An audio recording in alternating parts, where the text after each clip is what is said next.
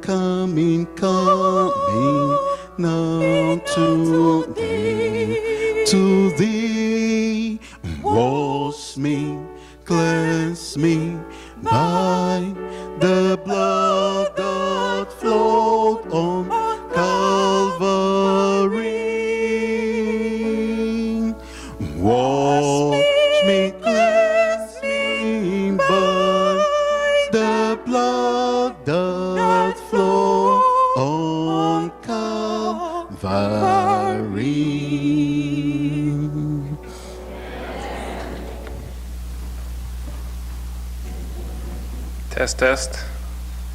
Good? Good morning. Did you enjoy the gentle rain this week? I certainly did.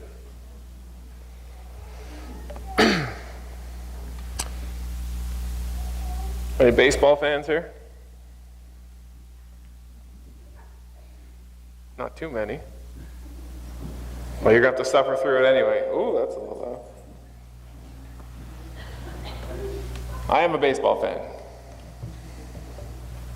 And I was reading this week, or a couple weeks ago actually. Do you know what it means to bat 400? If you bat 400, that means every 10 times that you come to the plate to bat, you safely hit 4 times. So basically you're 40%, but they call it 400. It's like 400 out of 1,000. Ted Williams, long time ago, was the last person to finish a season with a 400 or better batting average. Before that, it had happened quite regularly. Some seasons there were even 2 or 3 people that batted 400. So when Ted Williams came to the plate on the last day of that last season and with a 400 average, hit safely and preserved that 400 average. My battery gone dead? Always something. It's almost always my fault.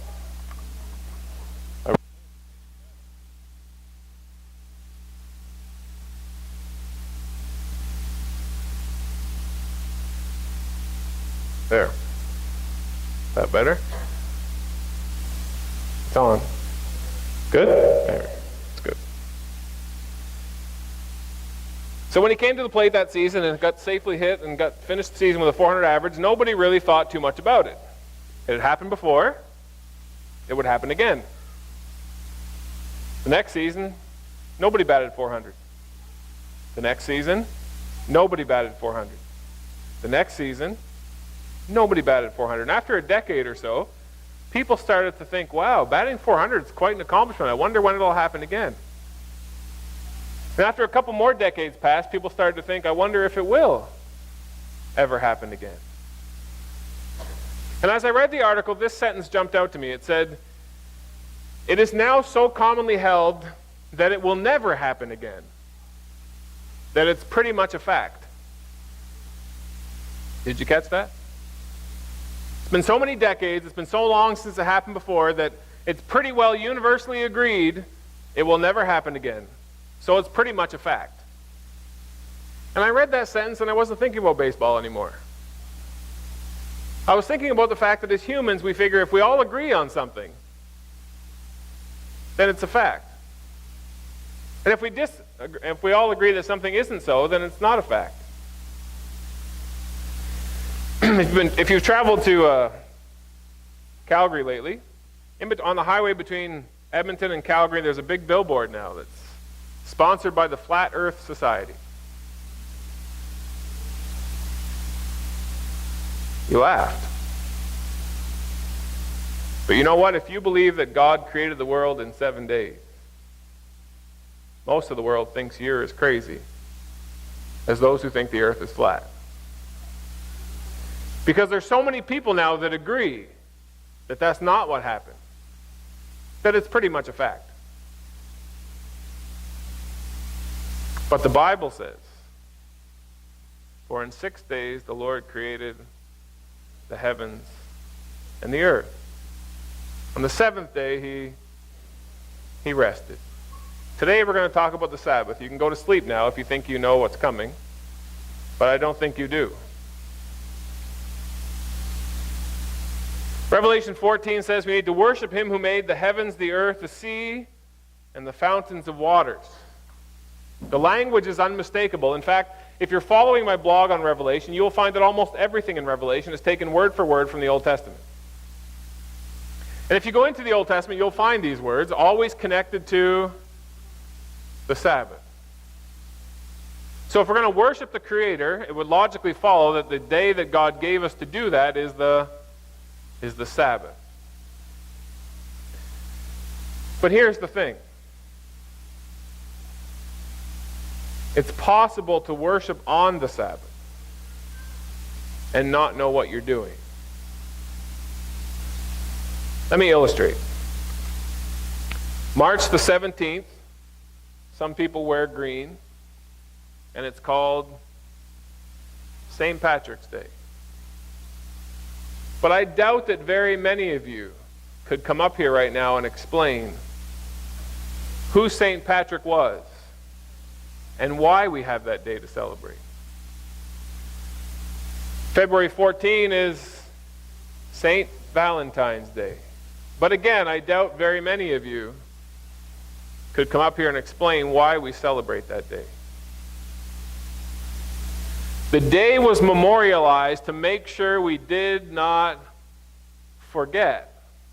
But it's very possible to keep the day and forget. It's very possible.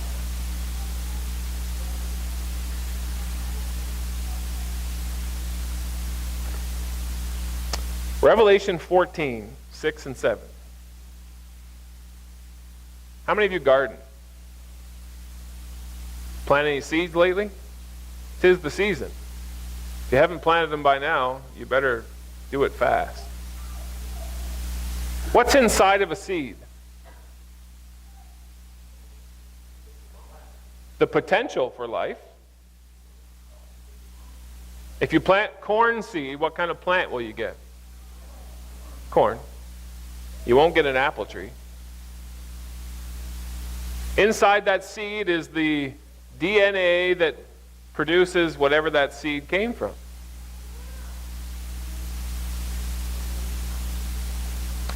Inside the Sabbath, inside Revelation 14, 6 and 7, is the DNA for God's story. If you plant it, you let it grow and you understand it, you'll come to figure out and find out the story. But it's very possible to keep the Sabbath and to have no idea what the story is. In fact, the people who were the most meticulous about keeping the Sabbath killed the maker of the day and the originator of the story. You say, well, how did that happen? Because they remembered the day, but they didn't remember what it was about.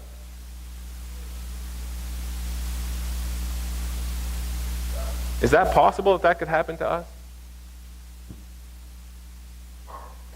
If you have been to a Seventh-day Adventist evangelistic series, you will find that we spend a lot of time proving when the Sabbath is, and very little time talking about what the Sabbath is. Books have been written trying to prove that Saturday, the seventh day of the week, is the Sabbath of the Bible. You don't need mountains of proof. Just ask the people who are meticulous about keeping the law. The Jews have been keeping the Sabbath from the beginning. They know when it is. Calendar changes aside, all the stuff that's gone on in history, the Jews are meticulous. If you want to know when it is, there's no mistaking it that Saturday, the seventh day of the week, is the Sabbath of the Bible. But that doesn't make you a Christian. Doesn't really mean anything. Just like a seed sitting in a package on a shelf doesn't do anything. Worship him who made. Can you tell me what the Sabbath is a memorial of? Like when we keep it every week, what are we supposed to be remembering?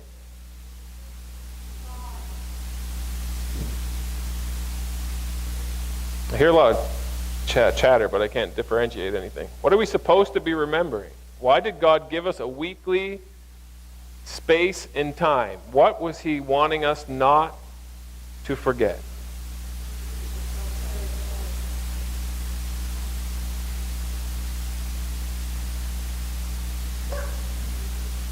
Remember the Sabbath day to keep it holy. The Jews thought they were doing that. They killed Jesus. 6 days you shall labor and do all your work. But the seventh day is the Sabbath of the Lord your God. In it you shall do no work, neither you, nor your son, nor your daughter, nor your manservant, nor your maidservant, nor the animals, not even the stranger who is in your home. For in 6 days God made the heavens and the earth. On the seventh day he rested. What are we supposed to remember?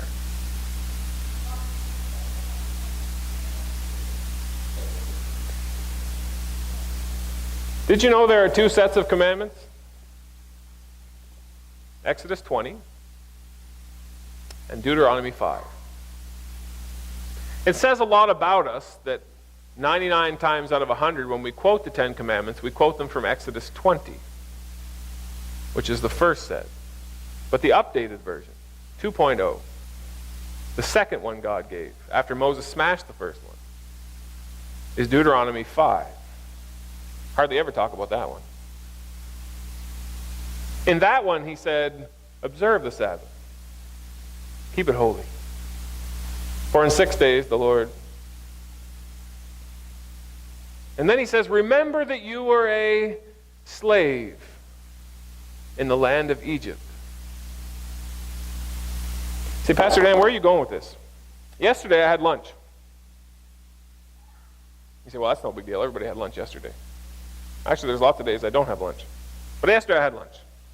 Had lunch at Tim Hortons by the old Sears with a man named Greg. Greg wanted to talk to me about baptism. A few weeks ago, Nathaniel and I stopped at Tim Hortons randomly, by coincidence. And when we walked in, I never go to Tim Hortons. Nathaniel likes something they make there. I'm not sure what it is, if it's the raspberry lemonade or whatever. Anyway, we went. And there was a guy sitting there, and I recognized him. I recognized him from the archaeologist, Francois Duplessis, that came here. He came a couple times. I said, hey, how you doing? We got chatting. And the discussion came up. He brought it up about baptism. He says, what do you think about baptism? Long story short, Greg was baptized when he was 1 month old. And all through his life, he has felt a need to get baptized as an adult. But he hasn't. Follow me. He went all the way to Israel. He stood on the banks of the Jordan River. He watched other people go down and get baptized, one after the other, after the other. He said, I stood there jealous and envious. He said, I even ran into a whole group of Baptist ministers, and we talked it through, and still, I didn't get baptized. He said that was in the 80s, and every decade or so, it comes back with a vengeance, this desire to get baptized, but it never goes anywhere.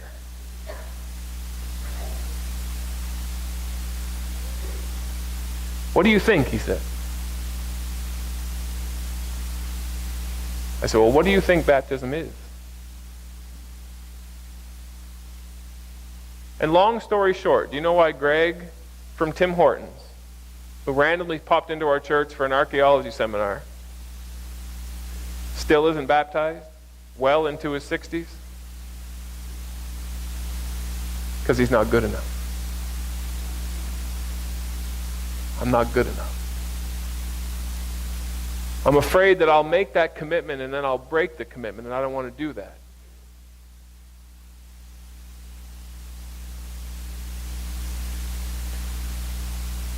I saw another angel flying in the midst of heaven, having the everlasting good news. How many of you are good enough?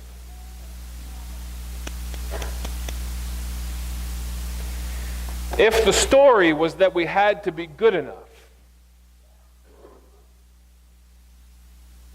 is it good news?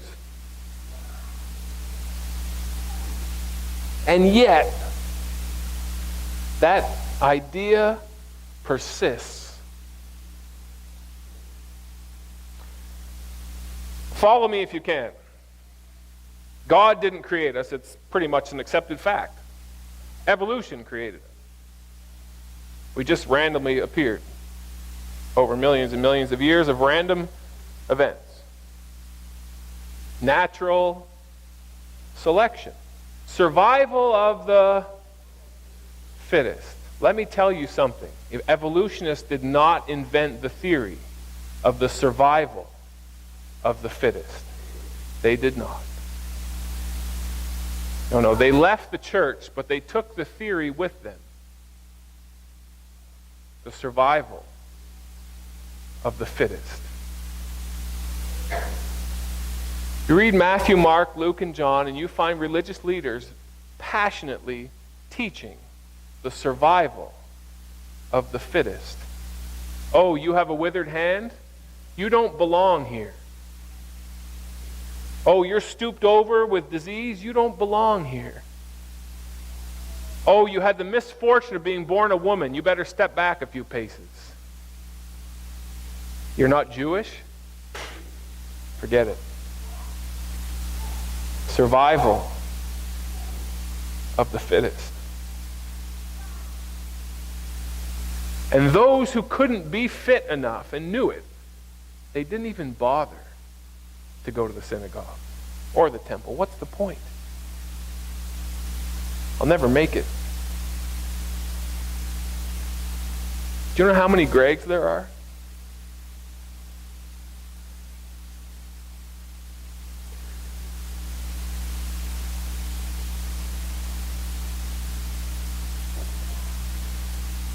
The Seventh-day Adventist Church was called into existence to preach the everlasting gospel. And we've spent most of our history teaching the survival of the fittest.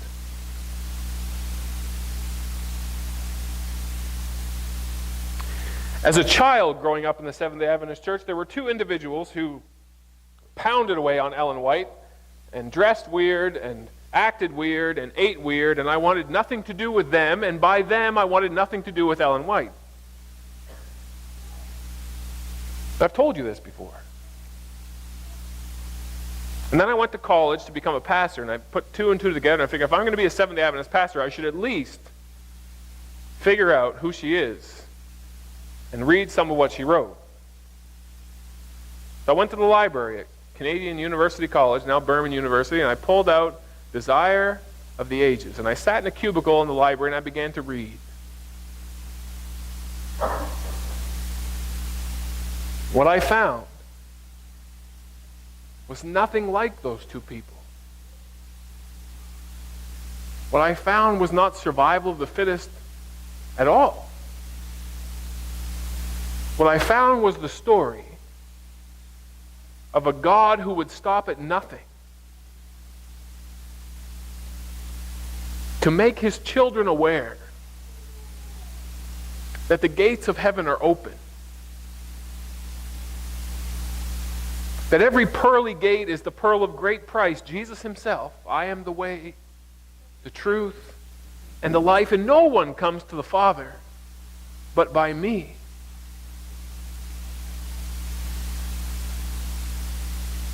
And my gates aren't for white people or black people or Jewish people, or they're for everybody. Whatever direction you come from, the north, the south, the east, the west, there's 3 gates on every side.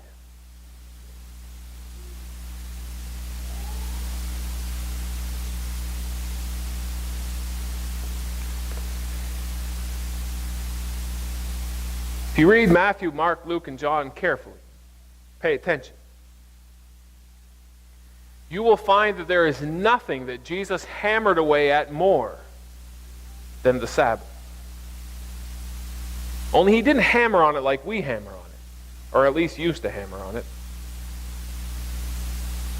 Today, I think we've gone the other way. We're so sick of the hammer that we've just kind of let Sabbath be whatever. Both are a mistake.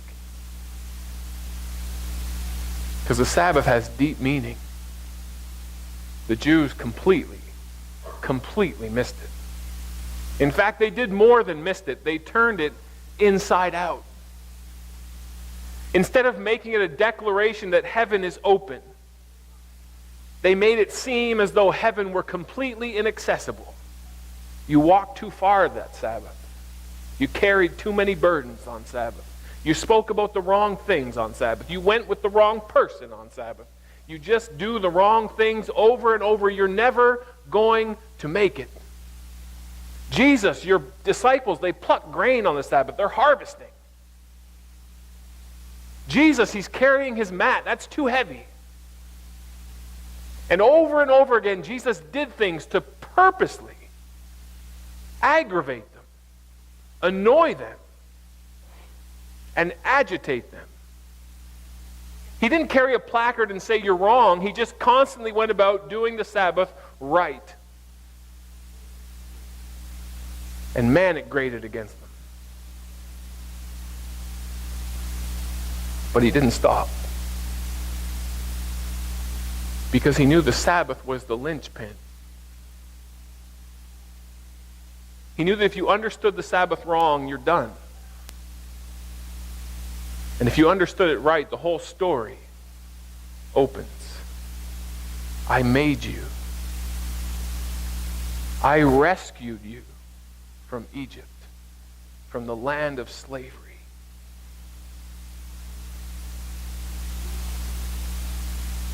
Do you know what slavery is?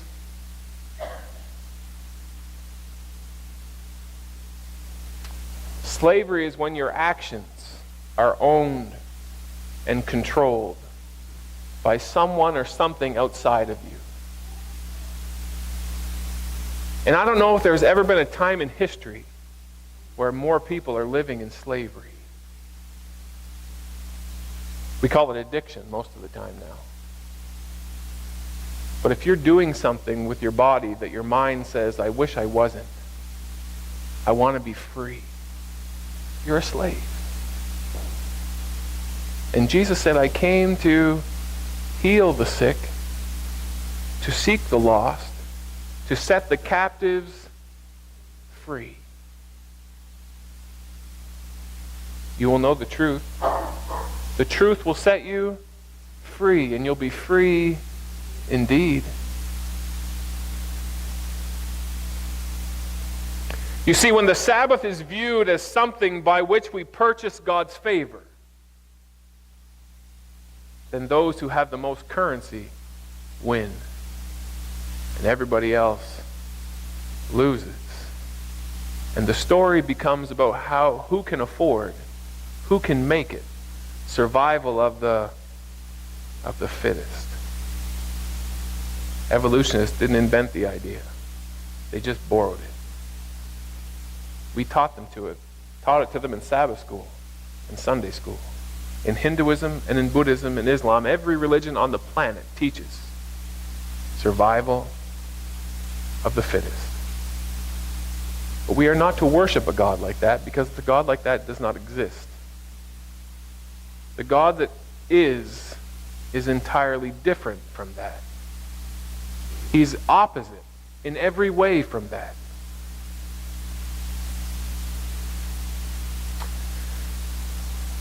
The Sabbath represents three things. God made us. If God didn't make us, then just forget about it. Go home and don't come back. What's the point? There is no point. And we wonder why youth today are struggling so much with suicide, with mental illness, with all the things they're struggling with after we raised them and told them, you didn't come from anywhere, you're not going anywhere, and there really is no point. It's just random. And then we wonder why they're messed up. They need good news. And it's not good news to come along beside them and say, "Hey, you're messed up." They don't need you to tell them that. They know that. What they need is a reason to not be messed up. Some of the most amazing love stories in history are the stories of people who were messed up, but they fell so in love with someone that they pulled their life together and got straight because it was the only way they'd hold on to that person. They had a reason to live, a reason to go on. We have more than a reason to go on. We have a God who wants to take us home, where addictions don't exist, where slavery is not a thing. He made us. Number 2, he rescues us from slavery. But you know what the problem is? When you take someone out of slavery, all you've done is move a slave from one location to another. Did you know that? Did you know that? So when you take a Hindu or a devout, whatever religion you want to pick, and you make them a Seventh-day Adventist because they've learned new information, but you don't actually show them the good news, all you've done is take a slave from one location to another.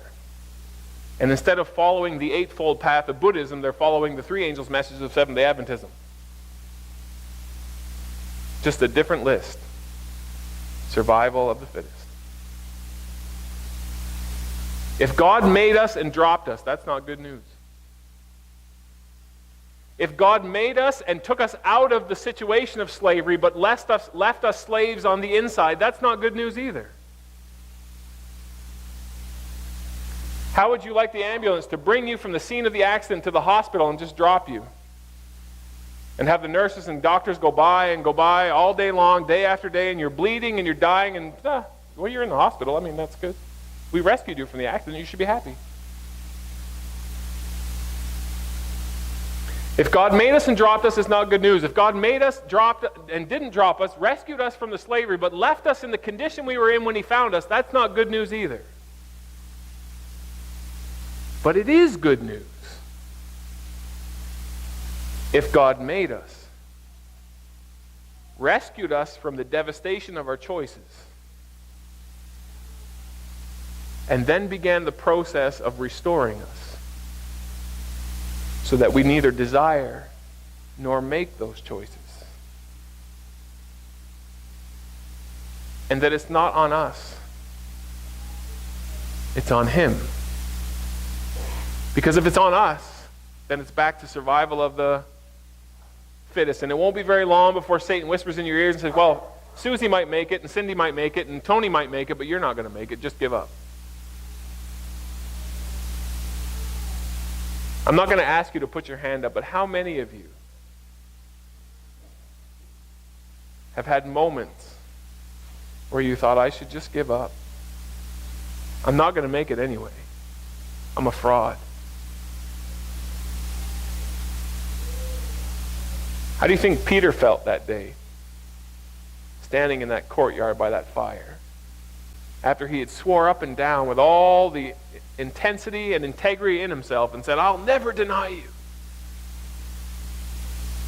and saw Jesus look at him, not with condemnation,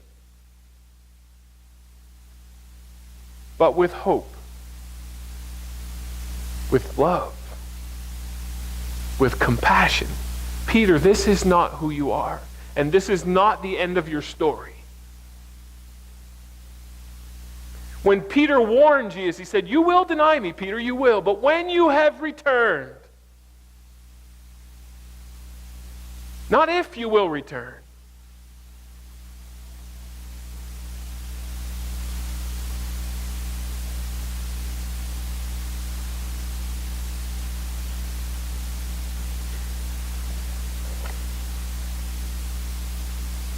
Worship him who made you, who rescued you, and who will restore you.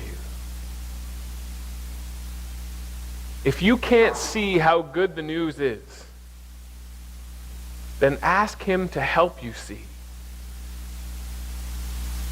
Because there's two things that Jesus did over and over again. He agitated the Sabbath, and he helped the blind see. There's no miracle that he did more.